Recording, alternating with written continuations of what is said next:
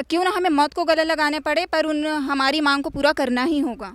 देख रहे हैं आर पार की लड़ाई लड़ने के लिए शायद ठान क्या है। 7 डिप्टी कलेक्टर हैं और 16 नायब तहसीलदार हैं और ग्रामीण कृषि विस्तारक अधिकारी, उद्यान विस्तार अधिकारी और साथ में अपने सहायक शिक्षक। बहुत बड़ा उग्र आंदोलन होगा सर। अब आर या पार की लड़ाई होगी आखिरी। और तो प्रदेश भर में जितने भी दिव्यांग कोटों से भर्ती हुए उसमें से 70% सिर्फ फर्जी ही लगे हुए हैं। क्या पता मौत का कब पैगाम आ जाए, जिंदगी की कब आखिरी शाम आ जाए। हमें तो तलाश है ऐसे मौके का ए दिव्यांग साथियों कि हमारी ज़िंदगी भी दिव्यांग साथियों के हक, अधिकार और मान सम्मान की रक्षा करते हुए काम आ जाए।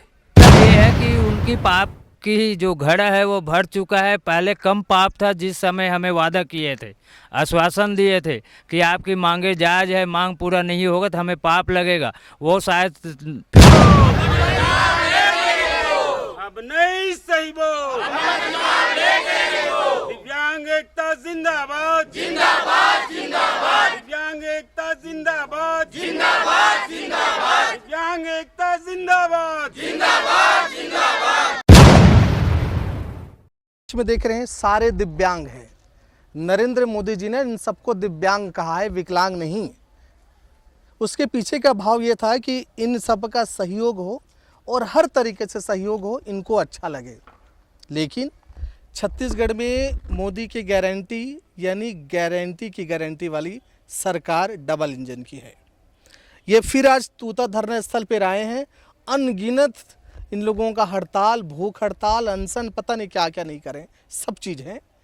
फिर भी ये यहाँ पे आए हैं और आज क्यों आ रहे हैं, क्या सरकार को चेतावनी देनी है, ये मुझसे पूछते हैं। ये हमारे पास फ़ोन आता है 26 अगस्त को सीएम साहब के ऑफिस से कि आप लोगों का क्या क्या मांगे हैं, उसके संबंध में आओ बैठ करके बातें करते हैं। अगर आप मांगे के संबंध में, मैं आपके मांगों को सुनूंगा, जानना चाहता हूं। तो हम लोग हमारे संगठन के 5 प्रतिनिधिमंडल गए थे मिलने के लिए सीएम साहब से। सीएम के साहब के साथ 3 सेक्रेटरी साहब थे। सीएम साहब लगभग हमारा जो बातें हुई 48 मिनट तक बातें हुई थी। उसमें सीएम साहब के द्वारा वहाँ का कहना था कि अभी तक आप लोगों को जो मांगे हैं सभी मांगे जायज़ है और इस मांग को अभी तक अगर नहीं हो पाया तो इसके लिए मेरे को पाप लगेगा और आप लोग मेरे को सिर्फ 15 दिन का समय दें और मैं आप लोगों की मांग को पूरा करता हूं। तो हम लोगों ने कहा ठीक है सर, आप 15 दिन का समय मांग रहे हैं तो हम आपको 15 दिन का नहीं, बिल्कुल आप 1 महीना ले लीजिए, लेकिन हमारी जो मांगे हैं इस मांग को पूरा कीजिए। क्योंकि हमने अपनी जो 6 सूत्री हमारी मांगे हैं उस मांग को विस्तार पूर्वक उनके पास रखे थे और उनके सभी मांग उनको सही भी लगा था। मांग पूरी हुई कि नहीं इसमें बताइए। उन्होंने कहा कि पाप लगेगा, जैसा आप बता रहे हैं, तो पाप से उन्होंने मुक्त हुआ कि पाप लगा हुआ है? नहीं, अभी तक पाप लगा हुआ है। उसके बाद हम लोग उनके आश्वासन पे हमने अपने जो पैदल मार्च था उसको स्थगित किया और आज 1 साल कंप्लीट हो चुका है, 1 साल से ज़्यादा हो गया। पिछले अगस्त की बात है, आज सितंबर लग गया, सितंबर 2025, लेकिन आज तक उस 6 सूत्री मांगों में कोई भी मांग हमारा पूरा नहीं हुआ है, न उनके कोई प्रतिनिधिमंडल हमसे बात किया है। मैडम आप क्या कहना चाहेंगे? दिव्यांग हैं, ना तो शादी नहीं होने की वजह से ना तो महतारी वंदना का लाभ है और कह रहे हैं महतारियों का सम्मान है, तो आप भी तो महिलाएं हैं, महतारी हैं, क्या कहेंगे आप? जैसे कि आपको सभी को पता है कि छत्तीसगढ़ में महतारी वंदन में 1000 दिया जाता है और जो कि हम दिव्यांगजनों हैं उसमें सिर्फ 500 रुपये प्रति माह पेंशन दिया जा रहा है। ये किसी तरह से हमें बताने पर भी शर्म आता है और सरकार भी अगर देखे, इस पर विचार करे। और पहली बात तो सरकार को तो छोड़ो, कुछ महीने पहले हम विधानसभा अध्यक्ष के मिलने गए थे, उनके द्वारा पूछा जा रहा है कि आप लोग को पेंशन कितना दिया जा रहा है। जो विधानसभा अध्यक्ष रह रहे हैं अभी वर्तमान में जो हैं, वो क्या कह रहे हैं कि आप लोग का पेंशन कितना दिया जा रहा है, हमारे ऊपर सवाल कर रहे हैं। बल्कि उससे 2 बार वो खुद ही मुख्यमंत्री रह चुके हैं, खुद ही वो 500 रुपये पेंशन के लिए पेंशन हमारे खाते में डाल रहे हैं। कैसे पता नहीं होगा? और जब पता नहीं है तो किस तरह से सरकार हम कह सकते हैं या फिर वो खुद अपने आप को जाहिर कर सकते हैं कि मैं मुख्यमंत्री रहा हूं? ये तो बहुत ही सोचने वाला विषय है। मांग आपकी पूरी होंगी कि नहीं? अब फिर से आप आए हैं। जब तक हमारी मांगे पूरी नहीं होगी तब तक तो हम लड़ेंगे, क्यों ना हमें मौत को गले लगाने पड़े, पर हमारी मांग को पूरा करना ही होगा। देख रहे हैं आर पार की लड़ाई लड़ने के लिए शायद ठान क्या है, क्या कहेंगे आप? कहाँ से आए हैं? राजनांदगांव से सर।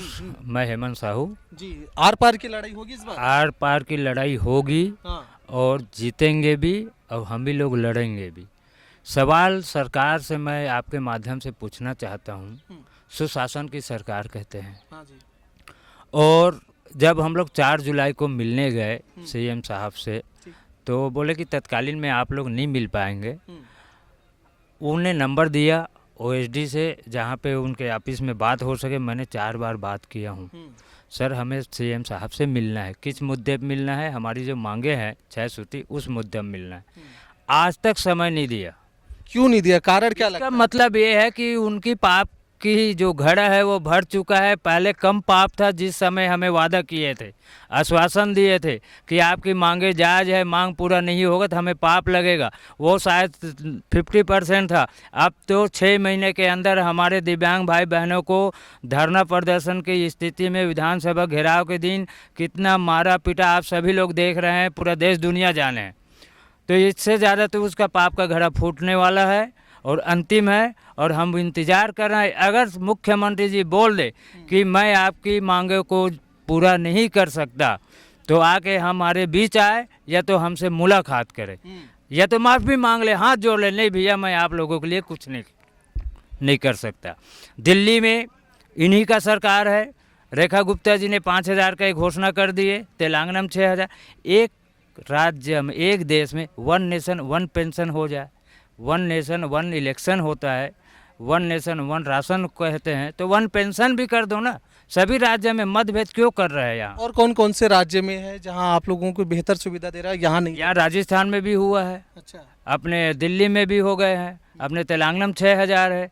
कहीं ना कहीं सबसे ज़्यादा कम छत्तीसगढ़ में ही पेंशन कम है। ठीक। आप क्या कहना चाह रहे हैं भाई साहब? हाँ, सरकार को क्या कहेंगे आप? अंतिम लड़ाई, आखिरी छोर की। आर्या पार की लड़ाई है। क्या पता मौत का कब पैगाम आ जाए, ज़िंदगी की कब आखिरी शाम आ जाए। हमें तो तलाश है ऐसे मौके का, ए दिव्यांग साथियों, कि हमारी ज़िंदगी भी दिव्यांग साथियों के हक, अधिकार और मान सम्मान की रक्षा करते हुए काम आ जाए। क्यों आप ऐसी बातें कह रहे हैं? ऐसी बातें इसलिए कह रहा हूँ क्योंकि दिव्यांग शब्द तो प्रधानमंत्री महामहिम ने कह दिया है। दिव्य धन दिव्य धन अंग, दिव्य मीन्स विशाल, बहुत बड़ा। समझ तो रहे हैं, मैं थोड़ा पास आता हूँ। हाँ, हाँ, थोड़ा भी, हाँ, समझ तो रहे हैं हाँ। वो। और दिव्यांगों के लिए सारी योजनाएं भी ला रहे हैं। उनका सन 2013 में उन्होंने कहा था कि एक इसमें कि दिव्यांगों को सशक्त बनाना है करके।